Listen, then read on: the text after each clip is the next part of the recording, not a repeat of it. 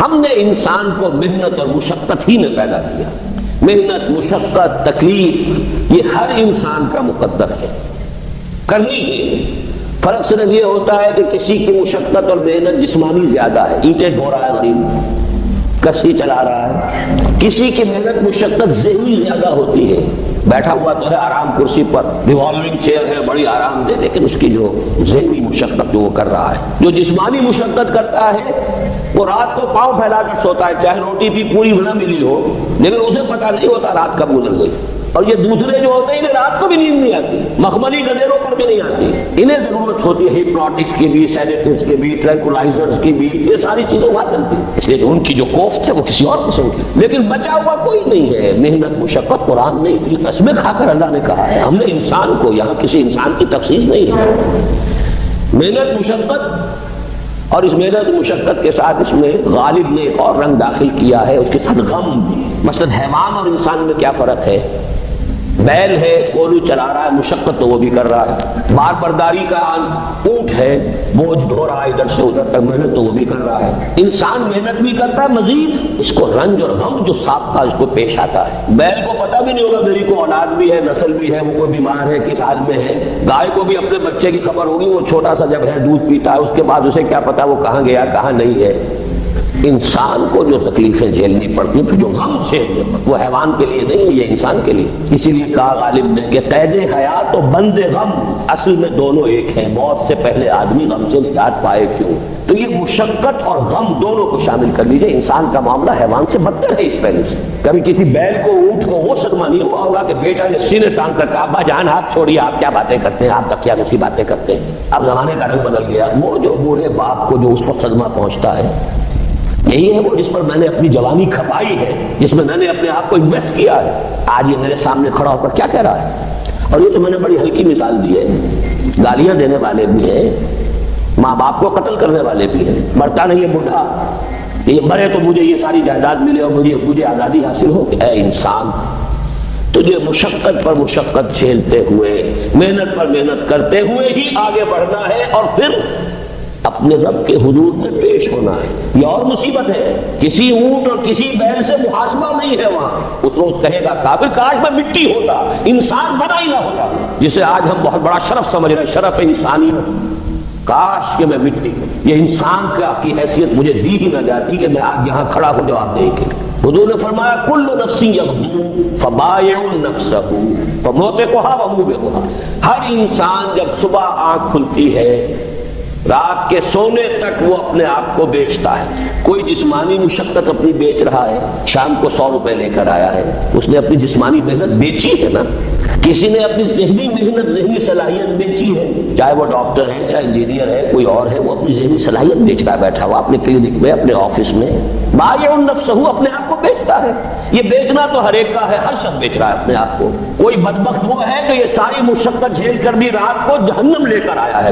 مشقت بھی جھیلی اور لے کر بھی آیا آگ کے انگارے، اس لیے کہ حرام کاروبار کیا. کوئی وہ ہے جو اس مشقت کے بعد اپنے نفس کو جہنم کی آگ سے چھٹکارا دے کر آتا. بیچا، جائز جگہ بیچا، جائز طریقے سے بیچا اس نے بھی، محنت اس نے بھی کی، مشقت اس نے بھی کی، لیکن اس نے اپنی مشقت کے نتیجے میں اپنے آپ کو برباد کر لیا. تو جب آزمائش میں کوئی پڑے گا تو پتا چلے گا نا کہ کھرا ہے کھوٹا ہے. آزمائش میں نہیں آیا، امتحان میں نہیں آیا، کوئی تکلیف آئی نہیں، تو وہ کھرے اور کھوٹے گڑبڑ رہے، ملے جلے رہے. دودھ کا دودھ اور پانی کا پانی جدا نہیں ہوگا. کیا لوگوں نے یہ سمجھا تھا کہ وہ چھوٹ جائیں گے صرف یہ کہنے پر کہ ہم ایمان لے آئے اور انہیں آزمایا نہ جائے گا؟ ہم نے تو آزمایا ہے ان سب کو جو ان سے پہلے آئے. تو یہ تو یوں سمجھیے کہ اس راستے کا ایک مستقل معاملہ ہے. جو آئے سوچ سمجھ کر آئے کہ یہ شہادت گاہ الفت میں قدم رکھنا ہے. لوگ آسان سمجھتے ہیں مسلمان ہونا. جس نے کہا آمنت باللہ، ہم نے آزما لیا.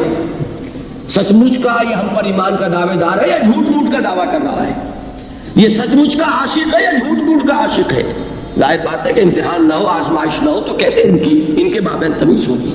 کہہ تو دیا سب نے آمنت باللہ. اب ذرا تھوڑی دیر کے لیے ہم بھی اپنے غریبانوں میں جھانکے. ہم بھی کہتے ہیں نا اللہ کا ہمارا ایمان ہے، اللہ پر، آخرت پر، رسول کا عشق کا بھی دعویٰ ہے. اور جب نعتیں ہم سنتے ہیں تو بڑے جھومتے ہیں، لیکن یہ کہ واقعتاً آدمی جھانکے اپنے قلب کی گہرائیوں میں کہ ہم کتنے کچھ سچے ہیں اپنے اس دعوی ایمان. جہاں کوئی معاملہ آیا اگر ہم اس دین کے اس حکم پر عمل کرتے ہیں تو اتنا نقصان ہوتا ہے, اس حکم کو پیچھے ڈال دیں تو اتنا نفع ہوتا ہے.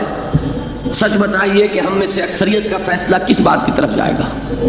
دین کا حکم پس پشت, دنیاوی مفاد وہ مقدم. تو معلوم ہو گیا کہ ہمارا یہ دعویٰ جو ہے اللہ پر ایمان کا اور آخرت کے یقین کا جھوٹا نہیں دعویٰ ہے. کیوں اللہ کی طرف سے یہ چیزیں آتی؟ دیکھو کوئی مصیبت تم پر نہیں آ سکتی, نہیں آتی مگر اللہ کے اذن سے.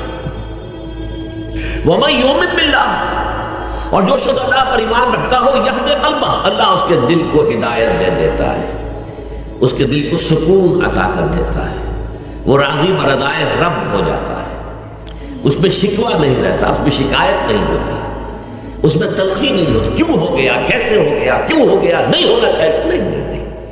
یہ سارا جو پیچ آدمی کھاتا رہتا ہے نا اندر ہی اندر, وہ جو پیچ کھا رہا ہے اس سب پیچ سے نجات نہیں گئی. پہلی بات یہ کہ یہ اللہ کی طرف سے آزمائش کے طور پر آتی ہے. آزمائش, میرا بندہ اس پر صبر کرتا ہے یا نہیں, یا میرے خلاف بکواس کرنے پر آمادہ ہو جاتا ہے. اللہ تو ایسا ہے, اللہ نے تو ہم پر کبھی کرم کیا ہی نہیں ہے, اللہ تو ظالم, معاذ اللہ معاذ اللہ معاذ اللہ. کہ ایسا تو نہیں, میرا بندہ جو ہے تکلیف کو جھیلتا ہے میری وجہ سے, یہ سمجھ کے کہ اللہ کی طرف سے آئی. یہ سب جو ہے یہ بہت بڑی کامیابی ہے اگر انسان کو حاصل ہو جائے. اور اس صبر کے نتیجے میں دو اور باتیں پیدا ہوتی ہیں. یہ مضامین علیحدہ علیحدہ دروس کے اندر آتے رہے ہیں لیکن آج ایک نئے عنوان کے تحت جمع ہو کر آ رہے ہیں. پہلی بات یہ ہوتی ہے کہ امتحان کا نتیجہ کیا نکلتا ہے کہ آپ نے ایک امتحان پاس کیا تو آپ کے اگلے درجے میں ترقی ہو جاتی ہے. 5ویں کا امتحان پاس کر لیا تو 6ٹھی میں جائیں گے, اب 6ٹھی کا امتحان پاس کریں گے تو 7ویں میں جائیں گے, 7ویں کا پاس کریں گے تو 8ویں میں. درجہ بدرجہ انسان کی دینی, ایمانی اور روحانی ترقی کا ذریعہ یہ آزمائش ہوتی ہے. جتنا اس میں صبر ہوگا, جتنا اس میں تسلیم و رضا جو ہے آپ حاصل کرتے جائیں گے تو آپ کے درجے بلند ہوتے چلے جائیں گے. آپ کا امتحان کڑے سے کڑا آئے گا, بڑے سے بڑا آئے گا, مشکل سے مشکل تر آئے گا.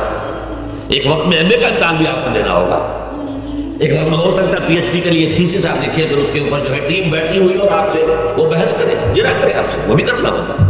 لیکن یہ کہ اگر پرائمری میں فیل ہو گئے تو اس کا سوال ہی پیدا نہیں ہوتا کہ کبھی آپ MA کا یا PhD کا تھیسس بھی لکھیں.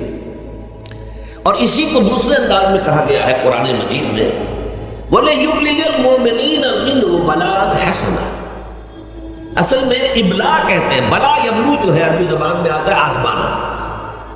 خلق الموت والحیات لِیَبْلُوَکُمْ أَیُّکُمْ أَحْسَنُ عَمَلًا. یہی معنی ابتلا کے میں, ابتلا یبتلی آزمانا. ابلا یبلی جو آتا ہے باب افعال سے, اس میں آتا ہے کسی کو کسی تکلیف میں ڈال کر اس کو نکھارنا, کہ اس کا جوہر نکھر جائے, اس کے اندر جو خیر ہے وہ اور چمک جائے, لوگوں کو بھی معلوم ہو جائے کہ یہ شخص اس مقام کا اہل ہے, اس کے اندر یہ صلاحیت ہے, اس میں یہ قوت موجود ہے.